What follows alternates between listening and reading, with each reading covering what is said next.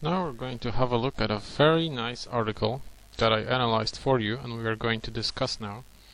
And it illustrates how to write a MA or BA paper.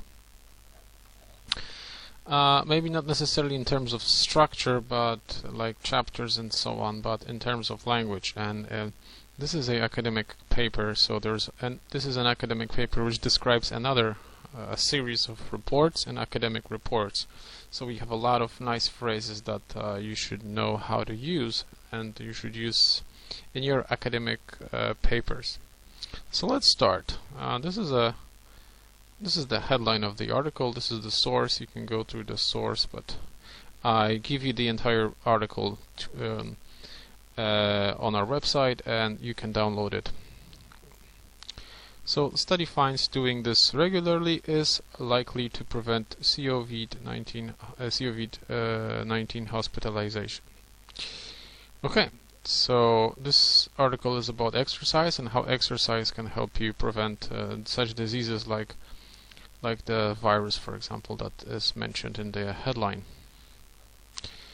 Now, here we have the introductory paragraph, and this introductory paragraph very nicely introduces the topic and shows us what the entire article will be about. So, multiple reports have been issued over the past month, carefully documenting many of the underlying health issues which make the chances much higher for COVID-19 infected individuals of landing in the hospital and possibly death. Okay, so that was the headline, and that was the introductory short paragraph. It's like a topic sentence, basically. This is less of a paragraph and more of a topic sentence. So it's like a topic sentence for the entire article. So yeah, this is a topic sentence for the entire article. So it's not so much an introductory paragraph as it is a simple sentence. Now here we have a nice first sentence, introductory sentence to this section that follows. Foremost among these is the pervasive American problem of obesity and the often corresponding disease of diabetes. So this is like the first issue that is mentioned here, like the first issue that's mentioned here. And then we have something that you probably will need to do in your BA, MA papers. So we'll quote a source with an opinion. And this is a quote with the source. So a New York Times report detailed days ago, right? So this is the source. This is how the source is mentioned. And here we have the quote, the direct quote, okay? So young adults with obesity are more likely to be hospitalized even if they have no other health problems, studies show. So studies show is again within the quotation. There is a reference to some studies that probably are mentioned somewhere later in the text or were mentioned in the original New York Times article. So nice. This is a nice way to introduce both an opinion from a newspaper or from some research, right? Moving on, transition signal, and a paragraph introducing one more topic. Then again, a gray marked area. Newsweek reported Friday on new University of Virginia High School of Medicine, which found regular exercise is behind healthier immune systems that is able to withstand and beat the virus. I think I deleted a verb here, so we need to have the verb there. Okay, so we have Newsweek again. It's a newspaper that is quoted as a source here, and report about some research or study done by the Virginia School of Medicine. So again, we're quoting a source and an opinion from the source, or at least we're mentioning the source and an opinion from the source. Another transitional signal specifically, and here we have the introduction of the regular exercise topic. So the topic of regular exercise is mentioned here explicitly, right?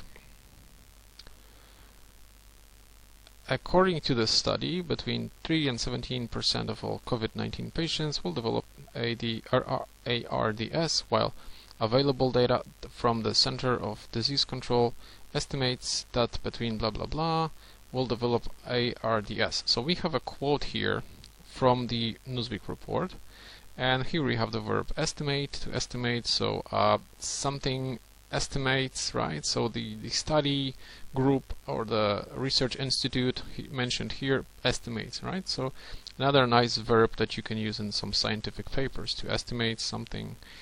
And according to the researchers, right? So we have, this is another sentence which with an opinion or a statement of fact attributed to somebody else, in this case to researchers. So according to researchers, this is a nice phrase that you can keep in mind and also use in your BA, MA papers. Okay, and now we have a per the report. Per means according to, right? So, and here we have a series of quotations and opinions, which also include nice phrases and sentences that we can analyze and use in our own academic language. In his research, Jan studied blah blah blah. Okay, so here we have in his research, right? This is a perfect phrase that you can use in your BA or MA paper when you mention somebody else's research and when you write about a topic. Okay. Another nice phrase: these findings strongly support that. And there's the remaining part of the sentence. So if you write about some study that you analyze, these kinds of sentences would also be perfect for you. These findings strongly support that. Jan's study says. Again, here we have Jan's study says. This is another good example of mentioning the author and mentioning the source.